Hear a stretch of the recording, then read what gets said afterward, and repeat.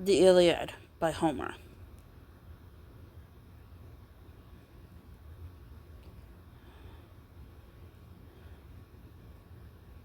Volume 1. Book 1. Argument. The contention of Achilles and Agamemnon. In the war of Troy, the Greeks, having sacked some of the neighboring towns and taken from thence 2 beautiful captives, Chryses and Aces, allotted the first to Agamemnon and the last to Achilles. Chryses, the father of Chryses, and the priest of Apollo, comes to the Grecian camp to ransom him, with which the action of the poem opens in the 10th year of the siege. The priest, being refused and solemnly dismissed by Agamemnon, entreats for vengeance from his god, who inflicts a pestilence on the Greeks. Achilles calls a council and encourages Calchas to declare the cause of it, attributes it to the refusal of Chryses. The king, being obliged to send back his captive, enters into a furious contest with Achilles, which Nectar pacifies. However, as he had the absolute command of the army, he seizes Imbrices in revenge. Achilles, in discontent, withdraws himself and his forces from the test of the Greeks, and complaining to Thetis, she supplicates Jupiter to render them sensible of the wrong done to her son by giving victory to the Trojans.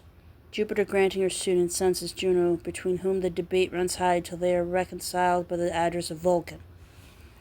The time of 22 days is taken up in this book, 9 during the plague, 1 in the council and quarrel of the princes, and 12 for the Jupiter's stay among the Ethiopians, at whose return Thetis prepares a petition. The scene lies in the Grecian camp, and charged to Chrysa, and lastly to Olympus. Peleus' son Achilles, seeing Muse, the vengeance deep and deadly, whence to Greece unnumbered ills arose, which many a soul of mighty warriors to the viewless shades untimely sent. They on the battle plain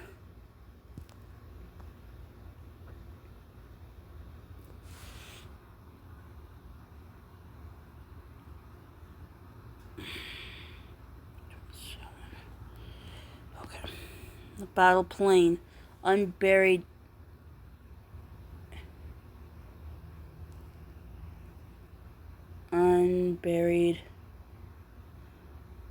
J, a prey to ravening dogs and carrion birds, but so had Jove decreed. From that sad day, when first in wordy war the mighty Agamemnon, king of men, confronted stood by Peleus' godlike son. Say then, what god the fatal strife had provoked? Jove, and Latona's son, he filled with wrath against the king. With deadly pestilence the camp afflicted, and the people died for Chryses' sake. His priest Demetrius' son, with scorn dismissed, when to the Grecian ships he came, his captive daughter to redeem, with costly ransom charged. In his hand the sacred fillet of his god he bore, and golden staff to all he sued, bequeathed to Atreus' sons, twin captains of the host.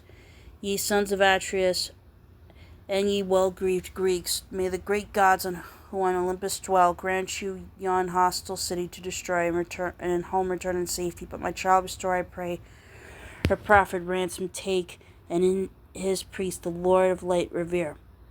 Then through the ranks assenting murmurs ran, the priest to reverence and the ransom take. Not so Atrides, he with haughty mien and bitter speech with trembling sire addressed. Old man, I warn thee that beside our ships I find thee not, or lingering now are back returning, lest thou prove of small avail thy golden staff and fillet of thy god.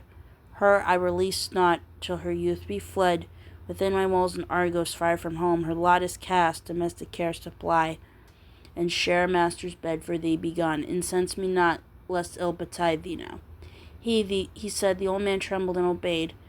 Beside the many dashing oceans shore silent he passed, and all a party prayed to great Apollo, fair Latona's son.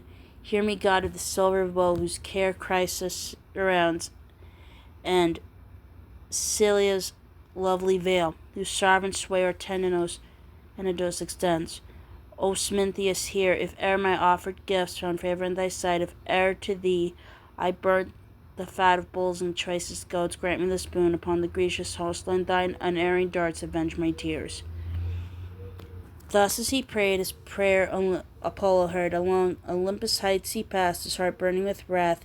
Behind his shoulders hung his bow and ample quiver. At his back rattled the fateful arrows as he moved. Like the night cloud he passed, and from afar he bent against the ships, and sped the bolt, and fierce and deadly twanged the silver bow. First on the mules and dogs, on man the last, was poured the arrowy storm, and through the camp, constant and numerous, blazed the funeral fires.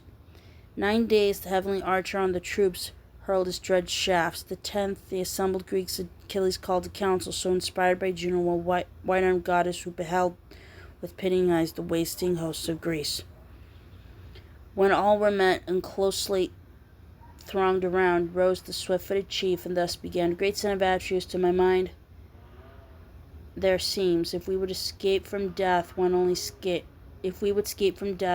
course home to retrace our steps, since here at once by war and pestilence our forces waste. But seek we first some prophet or some priest, or some wise vision seer, since visions too from Jove proceed, who fray the cause complain, with which such deadly wrath Apollo fires, or if neglected hecatombs or prayers he blame us, or if fat of lambs and goats may soothe his anger and the plague assuage. This he sat, and Thestor's son arose, Calchas, the chief of seers, to whom were known the present, future, and past, who by his mystic arc Apollo's gift guided to Ilium's shore the Grecian fleet, who thus with cautious speech replied and said: Achilles, loved of heaven, thou biddest me say why thus incensed the far-destroying king. Therefore I speak, but promise thou and swear by word and hand to bear me harmless and not armless through. For well I know my speech must one offend the Argive chief or all Greeks to brim, and a terrible man of low estate, the anger of a king. For though while he veil his wrath, yet in his bosom pent, it still is nursed upon the time arrived. Say then, wilt thou protect me if I speak? Him answered thus Achilles swift of foot: Speak boldly out whate'er thine art can tell, for by Apollo's self I swear, whom thou, O Calchas, servest, and who thy words inspirest, that while I live and see the light of heaven, not one of all the Greeks shall dare on thee, beside our ships, injurious hands to say, no, not if Agamemnon's self or he, who mid our warriors boast the foremost place. Emboldened thus, the unerring prophet spoke, not for the neglected hecatombs or prayers, but for his priest whom Agamemnon scorned, nor took his ransom nor his child restored. On his account the far destroyer sends this scourge of pestilence, and yet will send, nor shall we cease his heavy hand to feel, till to her sire we give the bright-eyed girl, unbought, unransomed, the Chrysa's shore, a solemn hecatomb dispatched. This done, the god appeased, his anger may remit. At this head he sat, in Atreus' godlike son.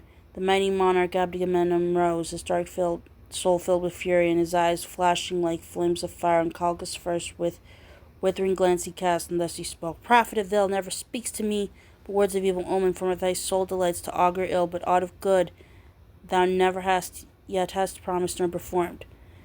And now among the Greeks thou spreadst abroad thy lying prophecies, that all these ills come from the far destroyer, for that I refused the ransom of my lovely prize, and that I rather chose herself to keep to me not less than Clytemnestra dear, my virgin wedded wife, nor less adorned in the gifts of form or feature or of mind.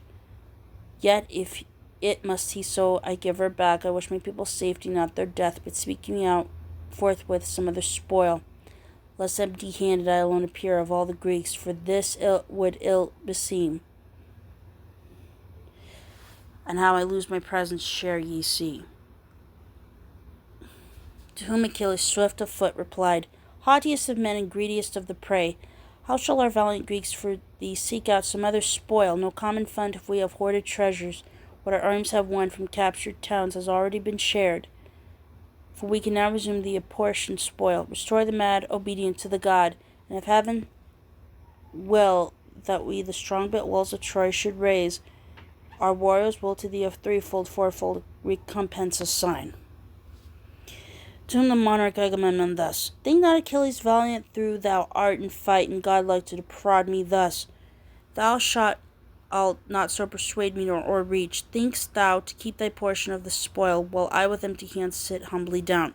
The bride girl thou bidst me to restore, if then the valiant Greeks for me seek out some other spoil, some compensation just, 'tis well; if not, I with my own right hand will from some other chief, from thee perchance, or Ajax or Ulysses, wrest his prey, and woe to him on whomsoe'er I call. But this for future counsel we remit. Haste we then now our dark-ribbed bark to launch, muster a fitting crew, and place on board this sacred hecatomb. Then last embark the fair Chryseis, and in our chief command let some of our counselors be placed, Ajax, Ulysses, or Idomeneus,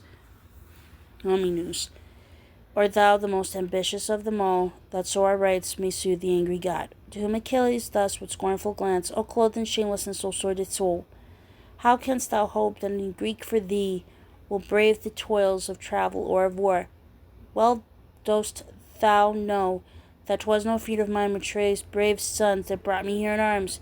They never did me wrong, they never drove my cattle or my horses, never sought Phthyius' fertile life-sustaining fields, or to waste the crops. For why between us lay the shadowy mountains and the roaring sea? With thee, O void of shame, with thee we sailed, for Menelaus, and for thee in great glory and fame on Trojan crest to win.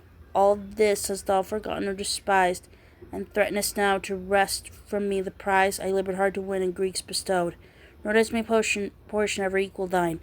When in some populous town our troops have made successful war in the contentious fight, the larger portion of the toil is mine. But when the day of distribution comes, thine is the richest spoil, while I, forsooth, must be too well content to bear on board some paltry price for my warlike toil. To Phthia now I go, so better far to steer my homeward course, and leave thee here but little like, I deem, dishonouring me, to fill thy coffers with the spoils of war.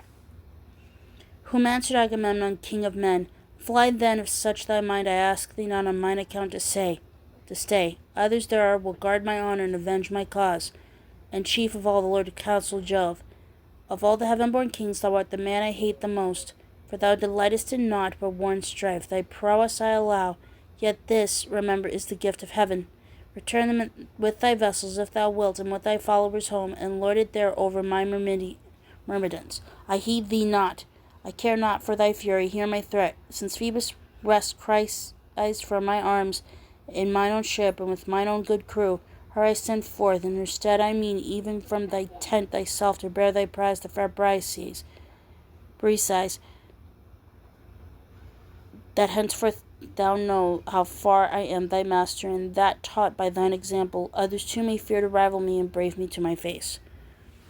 Thus while he spake, Achilles chafed with rage, and in his manly breast his heart was torn with thoughts conflicting, whether from his side to draw his mighty sword, and thrusting by the assembled throng to kill the insulting king, or school his soul and keep his anger down. But while in mind and spirit thus he mused, and half unsheathed the sword, from heaven came down Minerva, sent by Juno, and white-armed queen, whose love and care both chiefs alike enjoyed. She stood behind, and by the yellow hair shall the son of Peleus, visible to him alone, by all the rest unseen. Achilles wondering turned, and straight he knew the blue-eyed Pallas. Awful was her glance, whom thus the chief with winged words addressed. Why comest thou, child of aegis-bearing Jove, to see the arrogance of Atreus' son? But this I say, and will make good my worth, this insolence may cost him soon his life. To whom the blue-eyed goddess thus replied, From heaven I came to curb, if thou wilt hear, the fury sent by Juno, white-armed queen, whose love and care ye both alike enjoy. Cease then these broils, and draw not thus thy sword. In words indeed assail him as thou wilt, but this I promise, and will make it good. The time shall come for when this insolence and a threefold compensation shall be thine, only be swayed by me and carve thy wrath. Whom answered thus Achilles swift of foot, Goddess, I needs must yield to your commands, indignant though I be, for so 'tis best who hears the gods, of them his prayers are heard. He said, and on the silver hilt he stayed his powerful hand, and flung his mighty sword back to its scabbard. To Minerva's word obedient, she her heavenward course pursued, joined the immortals in the abode of Jode.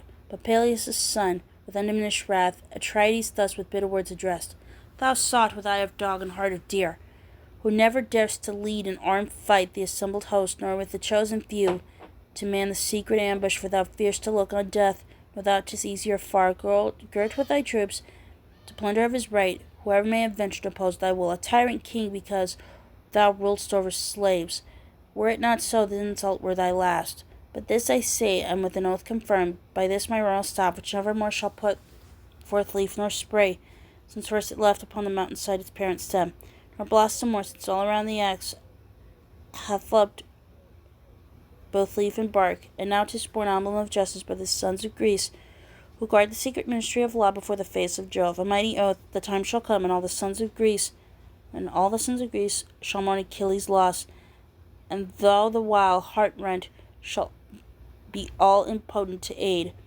when by the warrior slayer Hector's hand many shall fall, and then thy soul shall mourn the slight on Grecia's bravest warrior cast. Then spoke Pelides, upon the ground he cast his staff with golden studs embossed, and took his seat on the other side in wrath. Atrides burnt, but Nestor interposed. Thus to the leader of the Pylian host, the smooth-tongued chief, from whose persuasive lips sweeter than honey flowed the stream of speech.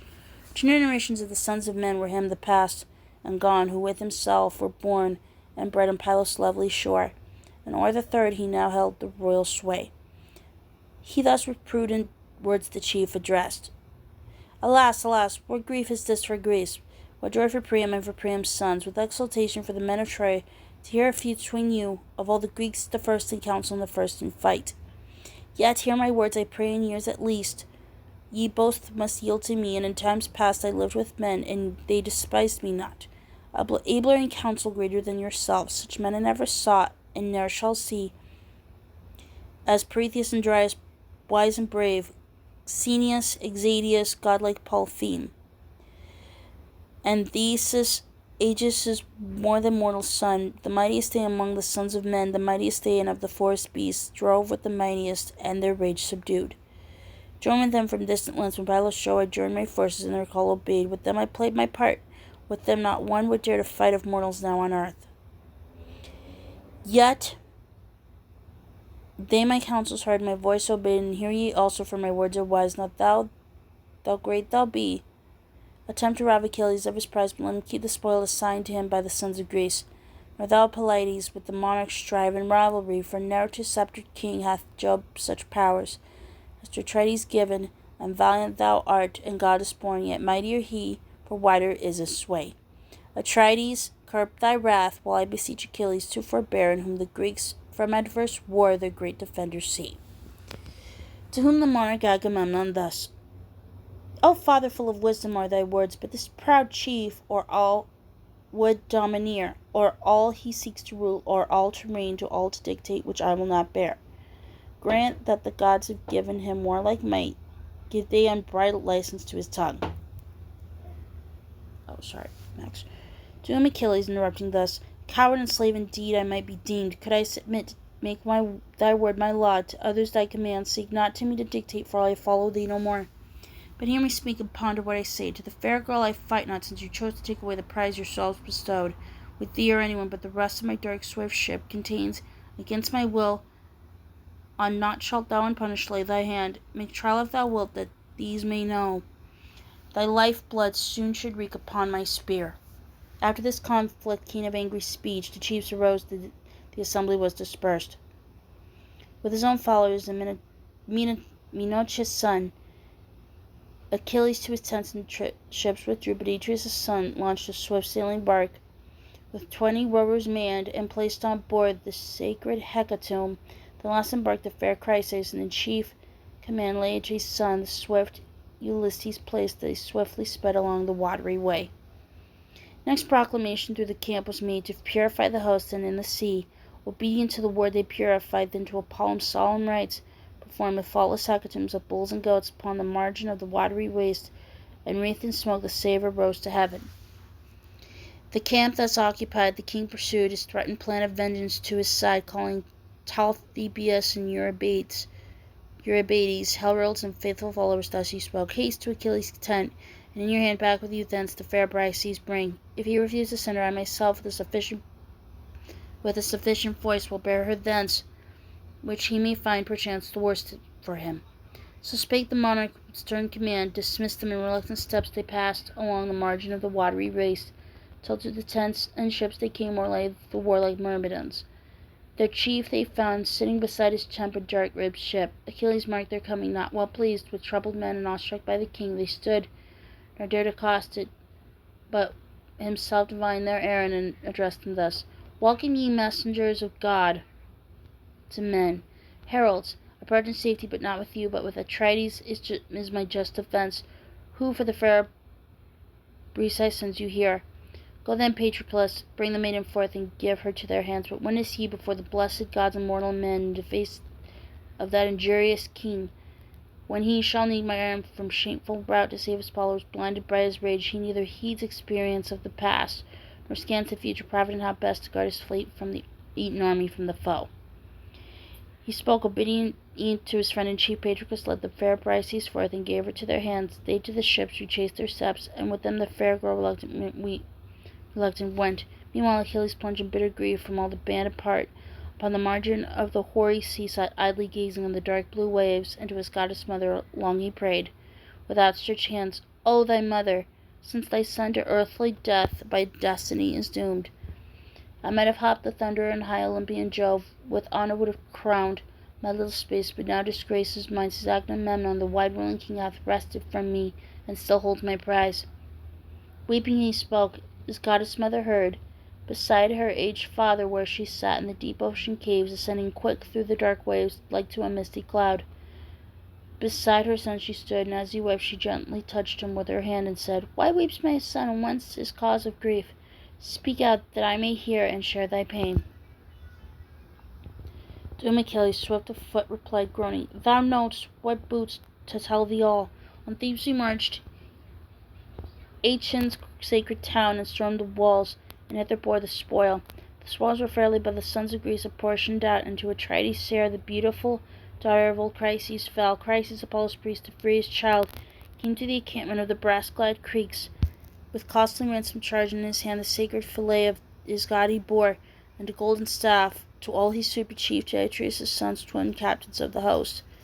Then through the ranks assenting murmurs ran, the priest to reverence and the ransom take. Not so Atrides, he with haughty mien and bitter words the trembling sire dismissed. The old man turned in sorrow, but his prayer Phoebus Apollo heard, who loved him well.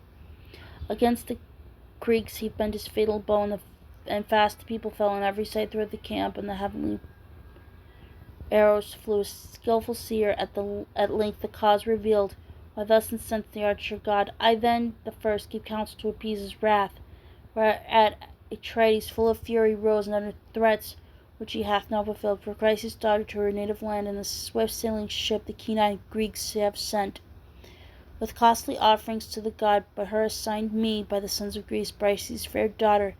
From my tent e'en now the heralds bear away. Then, goddess thou, if thou hast power, protect thine injured son, fly to Olympus to the feet of Jove, and make thy prayer to him, if on his heart thou hast in truth by word or deed a claim.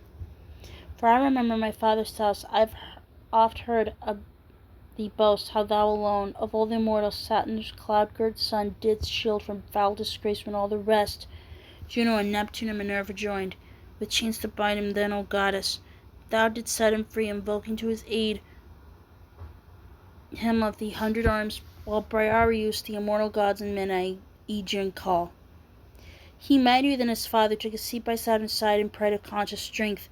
Fear seized on all the gods, nor did they dare to bind their king. Of this remind him now, and clasp his knees, and supplicate his aid for Troy's brave warriors, that the routed Greeks back to their ships with slaughter may be driven, that all may taste the folly of their king, and Agamemnon's haughty self may mourn the slight on Grecia's bravest warrior cast. Thus he, and Thetis, weeping, thus replied, Alas, my child, that ere I gave thee birth, would that beside thy ships thou couldst remain from a grief exempt and insult, since by faith few years are thine, now a lengthened term. At once to early death and sorrows doomed, beyond the lot of man. In evil hour I gave thee birth, but to the snow-clad heights of great Olympus, to the throne of Jove, who wields the thunder, thy complaints I hear. Thou by thy ships, meanwhile against the Greeks, thy anger nurse, and from the fight abstain. For Jove is a solemn banquet gone, beyond the sea on Ethiopia's shore since yesternight, and with him all the gods. On the 12th day he purposed to return to high Olympus. Thither then will I, and to his feet my supplication make, and he, I think, will not deny my suit. Thus said, she disappeared and left him there musing in anger on the lovely form torn from his arms by violence away. Meanwhile, Ulysses, with a secret fright, arrived at Chrysa's stand, and when his bark had reached the shelter of the deep-sea bay, their sails they furled and lowered to the hold, slacked the retaining shrouds, and quickly struck the stowed away the mast, then with their sweeps pulled for the beach, and cast their anchors out, and made her fast with cables to the shore. Then on the shingling breakwater themselves they landed, and the sacred hecatomb to great Apollo and Chryses last. Her to the altar straight Ulysses wed, the wise in counsel, in her father's hand he placed the maiden, and addressed him thus: Chryses, from Agamemnon, king of men, to thee I come, thy daughter to restore, and to thy God, upon the Greeks' behalf, to offer sacrifice, if haply so we may appease his wrath, who now incensed with grievous suffering visits all our host. Then to her sire he gave her, he with joy received his child, the sacred hecatomb around the well-built altar for the god, in order do they place their hands then washed, and the salt cake prepared for them all. With hands uplifted, Chryses prayed aloud: Hear me, God of the silver bowl, whose care Chrysis surrounds and Cella's lovely veil, whose sovereign sway over Tenedos extends. Once hast thou heard my prayer, avenged my cause, and poured thy fury on the Grecian host. Hear yet again and grant what I now ask. Withdraw thy chastening hand and stay the plague. Thus as he prayed, his prayer Apollo heard. Thus prayers concluded, and the salt cake strewed upon the victims' heads. They drew them back, and slew and flayed, then cutting from the thighs their choicest pieces, and in double layers, or spreading them with fat, above them placed the due meat offerings. Then the aged priest of the cleft wood kindled, and libations poured of ruddy wine. Armed with the 5 forked prongs, the attendant ministers beside him stood. The thighs consumed with fire, and the inward parts they tasted first, to rest upon the spits roasted with care, and from the fire withdrew. Their labors ended, and the feast prepared, they shared the social meal, nor lacked there aught. The rage of thirst and hunger satisfied, the attendant youths with the flowing goblets crowned, and in fit order served the cups to all. All day they sought the favor of the god, the glorious paeans chanting, and the praise of Phoebus he, well pleased, the strain received. But when the sun was set, and shades of night overspread the sky, upon the sandy beach close to the ship, they laid them down to rest. And when the rosy-fingered morn appeared, back to the camp they took their homeward way, a favoring breeze the far destroyer sent. They stepped the mast, and spread the snowy sail. Full in the midst the bellying sail received the gallant breeze, and round the vessel's prow the dark waves loudly roared, as on she rushed to skimming the seas, and cut her watery way. Arrived where lay the widespread host of Greece, their dark-ribbed vessel on the beach they drew high on the stand, and strongly shored her up, and through the camp they took their several ways. Meantime, beside the ships Achilles sat, the heaven-born son of Peleus, swift of foot, chafing with rage repressed. No more he sought the honored council, nor the battlefield, but wore his soul away, and inly pined for the fierce joy and tumult of the fight. But when the 12th revolving day was come, back to Olympus heights, the immortal gods drove at their head, together all returned. Then Thetis, mindful of her son's request, rose from the ocean wave, and sped in haste to high Olympus in the courts of heaven. Yep, I'm at the yard! The all-seeing son of Saturn there she found, sitting apart, the topmost crest of many-ridged Olympus. At his feet she sat, and while her left hand clasped his knees, her right approached his beard, and suppliant thus she made her prayer to Saturn's royal son. Father, if e'er amid the mortal gods, by word or deed, I did thee service true, hear now my prayer. Avenge my hapless son, of mortal shortest lived, insulted now by mighty Agamemnon, king of men, and plundered of his lawful spoils of war. But Jove, Olympian lord of counsel, thou avenge his cause, and give to Trojan arms and strength and power, that Greeks may learn how much they need my son, and give him honor due. She said.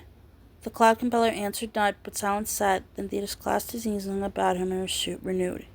Give me thy promise sure, thy gracious nod, or else refuse, for thou hast none to fear, that I may learn of all the immortal gods how far I stand in the lowest in thy eyes.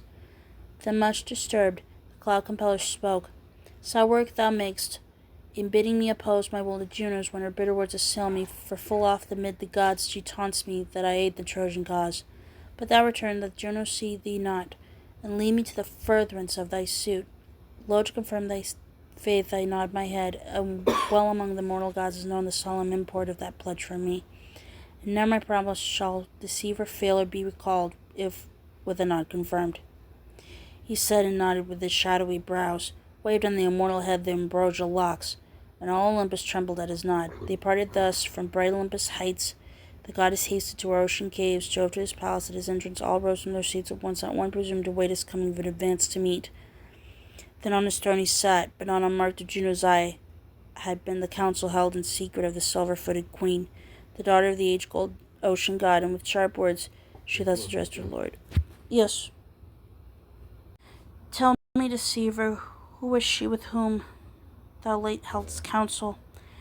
Ever 'tis thy way apart from me to weave thy secret schemes, nor dost thou freely share with me thy mind. To whom the sire of gods and men replied, expect not, Juno, all my mind to know. My wife thou art, yet would such knowledge be too much for thee. Whate'er I deem it fit, thou shouldst know, nor god nor man shall hear before thee, but what I in secret plan. Seek not to know, nor curiously inquire. Whom answered thus the stag-eyed queen of heaven, what words, dread son of Saturn, dost thou speak? Ne'er have I sought, or now or heretofore, thy secret thoughts to know, what thou think'st fit to tell. I wait thy gracious will to hear, yet fear in your eye and my soul, thou heart beguiled by wiles of Thetis, silver-footed queen, the daughter of the aged ocean god. For she was with thee early, and embraced thy knees, and has, I think, thy promise sure, thou wilt avenge Achilles' cause, and bring destructive slaughter on the Grecian host. To whom the cloud compeller thus replied, presumptions to thy busy thoughts thou givest too free a range, and watchest all I do. Yet shalt thou not prevail, but rather thus be alienated from my heart, the worst for thee. If this be so, it is my sovereign will, but now keep silence on my words obey, lest all the mortals fail, if I be wroth to rescue thee from my resistless hand. He said, and terror seized the stag-eyed queen. In silence she sat, curbing her spirit down, and all the gods, and praying, pitying sorrow mourned. Valkyr, the skilled artificer, and then first broke silence with soothing words addressed his mother Juno, wine-armed queen of heaven. Sad word, indeed, and grievous to be borne, if for the sake of mortal men you too should suffer angry passions to arise and kindle broils in heaven, so should our feast by evil influence all its sweetness lack. Let me advise my mother, and I know that her reason will my words approve, to speak my father fair, lest he again apply in anger and our banquet mar. For Jove the lightning's lord, if such his will, by her less from her seat, so great his power, but thou address him with gentle words, so his favor soon again be ours. This said, he rose, and in his mother's hand a double goblet placed, and thus he spoke, have patience, mother mine. Though much enforced, restrain thy spirit, lest perchance these eyes, dear as thou art, behold thee brought to shame. And I, though grieved in heart, be impotent to save thee, for 'tis hard to strive with Jove. Then to thy succor, once before I came, he seized me by the foot, and hurled me down from heaven's high threshold. All the day I fell, and with the setting sun on Lemnos Isle lighted, scarce half alive, there was I found, and by the Sintian people kindly nursed. Thus as he spoke, the white-armed goddess smiled, and smiling from his hand received the cup. Then to the mortals in all order due he ministered, and from the flagon poured the luscious nectar, while among the gods rose laughter irrepressible at the sight of Vulcan hobbling around the spacious hall. Thus they till sunset passed the festive hours, nor lacked the banquet aught pleased the sense. I know, nor some tuneful lyre Phoebus touched, nor Muse's voice when alternate strains responsive sang, but when the sun had set, each to his home departed, where for each the crippled Vulcan, matchless architect, with wonder skill a noble house that reared. To his own couch, where he was wont of old, when overcome by gentle sleep to rest, Olympian Jove ascended, there he slept, and by his side the golden-throned queen.